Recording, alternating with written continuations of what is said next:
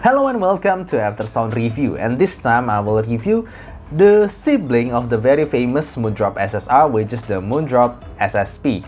And at this occasion, I will review them and also compare them with the Moondrop SSR, of course, and the Moondrop Stardust. So these three for me are just like siblings, but let's see how they perform, and I will show you, of course, how the frequency response measurement of these three. And first of all, thank you for my friend Zubaid who have lent me his collection so I could review them. And just like usual, I will review them from the build, fit, frequency response, sound, and comparison. And before I get to the build quality, I need to say that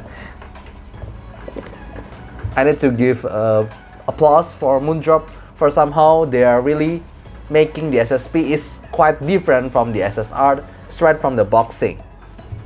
Because it's not easy, you know. I have tried some IM from Sci-Fi, let's say the KZ or the CCA. They both in the similar price range, the packaging are exactly the same, but this one, the Moondrop, makes these three different. This is the Moondrop SSR, somehow looks the calmest one. It's more feminine and somehow it's more punk feelings in this Moondrop SSP, while the Stardust version is more like a limited edition or some kind of that. But honestly, for me, I like the Moondrop SSR the best, but yeah, that's just my personal choice. And from the build quality, if you are already familiar with the Moondrop SSR, for me this is exactly the same like Moondrop SSR. The build quality is exactly the same with some minor changes, especially in the finishing of the color itself. While the Moondrop SSR is quite glossy, you can see that it's reflecting some lights around it, but the Moondrop SSP is more matte, more doff like that. So for me, somehow this kind of finishing, I like it better than the Moondrop SSR, as it's giving more elegant-ish to it. Even for me, it looks better than this Moondrop Stardust with somehow the similar paint work with the Moondrop Starfield. For me, the SSP is the best looking one because of this matte finishing. And yeah, they also feels good in my hand. They have really good weight to it. It's very convincing. But I've seen some problems in the internet, and my friends even report that some of their SSP of their SSR is drop and then you get some scratch over the paint job. So I know that the paint job isn't really durable, but I'm sure the IM itself is quite durable. And I should say that even the filter is actually different. The Moondrop SSP has this kind of filter, I hope you can see this, and the Moondrop SSR filter is really different.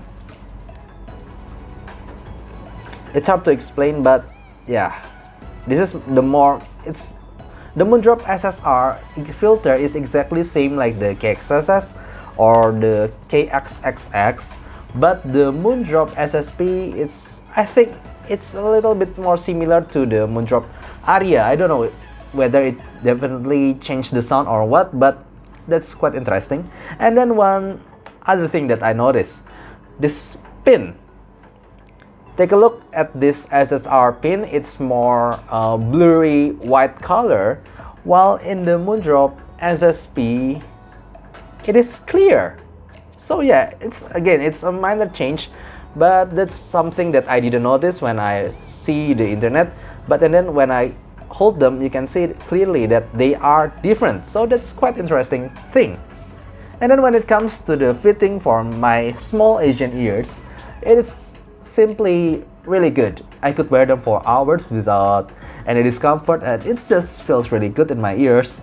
But to be honest, the Moondrop Stardust has the best fitting only thanks to the cable, because the cable itself is more flexible compared to this SSP or this SSR. And I'm not kidding, if you try them only for a few minutes, you might not feel it. But I have tried them for days and also bring them and walk with them, also commute with them. And for me, because of how flexible the cable of the Stardust, it definitely gives better fitting for me, better ergonomics for my daily use. But nevertheless, they all feels great in my ears. Okay, let's just get straight to the frequency response analysis. The frequency response of this Moondrop SSP, I could simply say that they are V-shaped-ish thanks to its more emphasis on the mid-bass around here and also the upper mid-range around here. And here's how is it compared to its brother, the Moondrop SSR. And for me, simply the Moondrop SSR is brother thanks to its lesser bass and also more emphasized somehow in the treble area, especially around 6K. And this is how the Moondrop SSP compared to the Stardust. For me, the Stardust is somehow stand between the SSP and also the SSR. It's how the three compared. It has similar vocal response to the SSP, so the vocal is actually warmer than the SSR, but the Stardust has similar bass to the SSR rather than the more bassy SSP. So yeah, the Stardust stands in the middle while the SSP is simply the brightest one. But you can see because of its contrast, it's more contrast between the bass and also upper mid-range area. Some might perceive it as the most V-shaped one. And also this is how is it compared to its brother also, the Moondrop Aria. I know it's different price range, but I need to show you this. The Moondrop Aria for me simply has better overall frequency balance. It has less mid-bassy bass but more vocals in the sub bass, and also the vocal is less shouty, especially because of this less upper mid-range and also more mid-range area balance. It's more even and more smooth for me. So yeah, I can simply say that the SSP is V-shaped. And as for the sound, I will use my FX DSD, Q-Delete 5K and also iBasso DX160 for trying this SSP. And from my experience, somehow, even though it is considered to be in the lower price bracket in the IM world, I do not recommend to play this SSP through your phone because somehow it's quite hard to drive compared to the other IMs at this price bracket, and it will definitely benefit from powerful source such as iBasso DX160 or this i5 XDSD.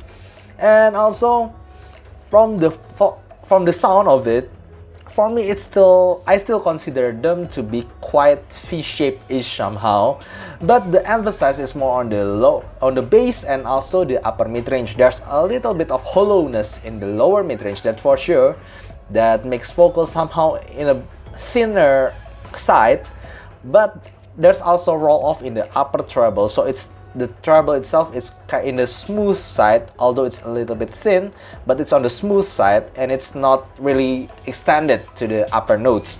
Okay, right from the bass, for me, this is one of the most versatile bass at its price range.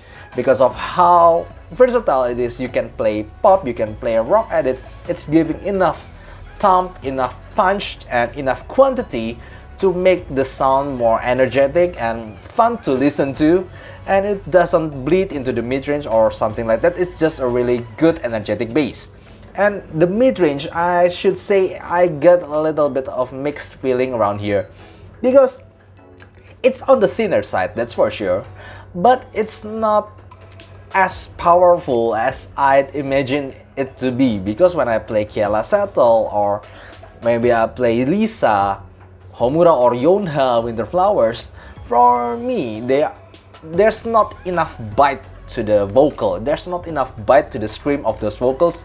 Or when I play One Ok Rock or Spy Air, those male vocals have bite in their vocals. It just doesn't have enough bite to it like I feel from the Stardust or this SSR. Even though they are more prone to sibilance, the Stardust and the SSR, it's giving me just enough bite and edginess to the vocal. In this SSP, it's the smoothest one, that's for sure.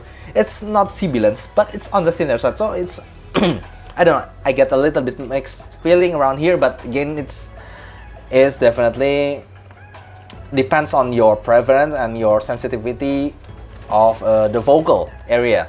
And then the treble itself, although it's a little bit on the energetic side in the lower treble, so you hear cymbal crash and also upper note from guitar and piano in a very clear sound, but it's not really extended to play violin like La Campanella or La Primavera. I could still hear some upper notes are being cut off or rolled off in the treble area, so it's not really extended, but it's more energetic in the lower treble, not the upper treble. And the technicalities itself, I should say it's really good.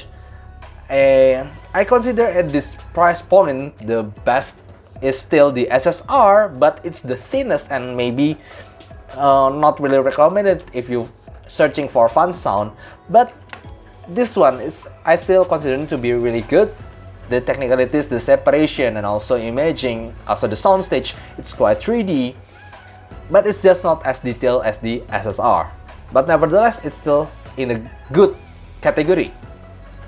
And this is the comparison with its siblings, the SSR and also the Moondrop Stardust. And I should say that the SSR is actually really similar to the Stardust, even though there's a little bit some difference that is very noticeable. But the SSP for me is the most different of these three. The SSR is by far the most detailed, but it's the thinnest and the most shouty of the three of them. So it's just it's like a double-edged sword for me. And then the Stardust is like a little bit tamed down version of the SSR. It's a little bit thick on the vocal and also the bass. For me, for my personal preference, I like the Stardust the best from these three. The SSR is just a little bit too shouty for my ears.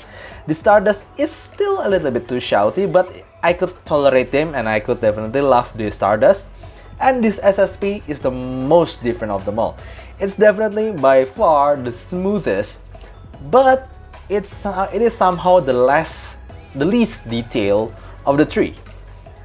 The pinpoint imaging is much more accurate in this Moondrop SSR, while it gets a little bit blurry if you try the SSR first and then you try the SSP.